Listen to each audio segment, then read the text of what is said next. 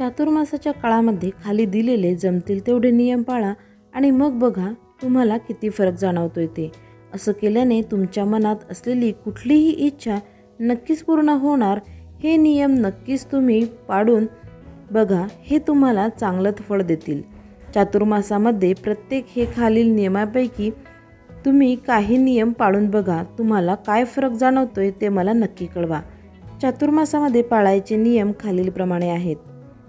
मित्रांनो, या 4 महिन्यामध्ये दररोज तुळशीपुढे हळदीने स्वस्तिक काढावं। दररोज विष्णू भगवान किंवा कृष्णाला तुळस वाहावी। दररोज शंकराच्या पिंडीवर दुधाने अभिषेक करावा। दररोज ब्रह्ममुहूर्तावरती उठावे आणि सूर्याला अर्घ्य द्यावे। शक्य असल्यास तुळशीपुढे दररोज तुपाचा दिवा लावावा।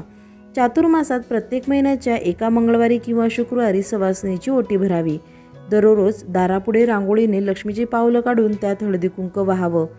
दिवे लावणीच्या वेळी आपल्याकडे कोणीही आल्यास त्याला दूध, चहा किंवा किमान साखर तरी द्यावी। या 4 महिन्यामध्ये प्रत्येक बुधवारी एका गरीब विद्यार्थ्याला वही किंवा पेन द्या। जवळ असलेल्या कुठल्याही मंदिरामध्ये दररोज किंवा आठवड्यातून एकदा तरी तुपाचा दिवा लावून त्या ठिकाणी प्रसाद द्यावा। एखाद्या गरीब किंवा गरजू व्यक्तीला वस्त्रदान करावे। शक्य असल्यास हे 4 महिने कांदा लसूण खाणे वर्ज्य करावे। दररोज पुरुष सूक्त किमान 1 वेळेला वाचावं। दररोज गायत्री मंत्राचा किंवा स्वामी समर्थ महाराजांचा 1 माळ जप करावा। 4ही महिने 1 वेळा ओम नमो भगवते वासुदेवाय नमः या मंत्राचा 1 वेळ जप करावा। दररोज 1 वेळेला विष्णू सहस्रनामाचं वाचन करावे। 4ही महिने दररोज किमान 1 वेळेला व्यंकटेश स्तोत्राचं पठण करावं। 4ही महिने भगवद्गीतेचा किमान 1 अध्याय दररोज वाचावा। 4 महिने जमिनीवरती झोपावं।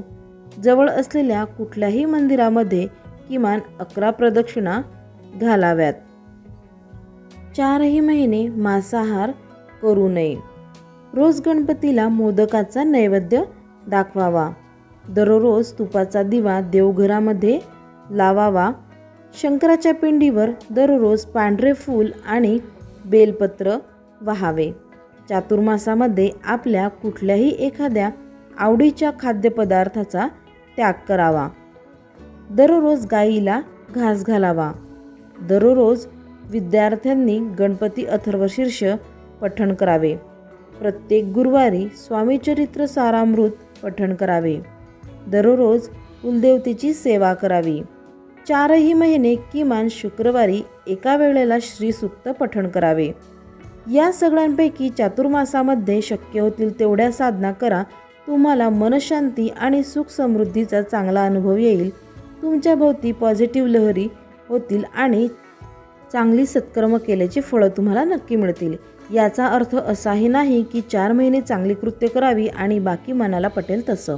साध्या सोप्या नियमांचे पालन 4 महिने करून आपण आपल्या मनाला, शरीराला चांगली शिस्त लावण्याचा प्रयत्न करतोय आणि ज्या वेळेला आपण चांगली कर्म करतो त्याचे फळही आपल्याला नेहमीच चांगली मिळतात।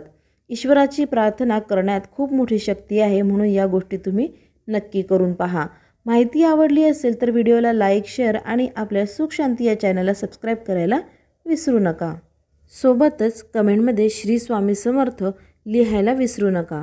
श्री स्वामी समर्थ।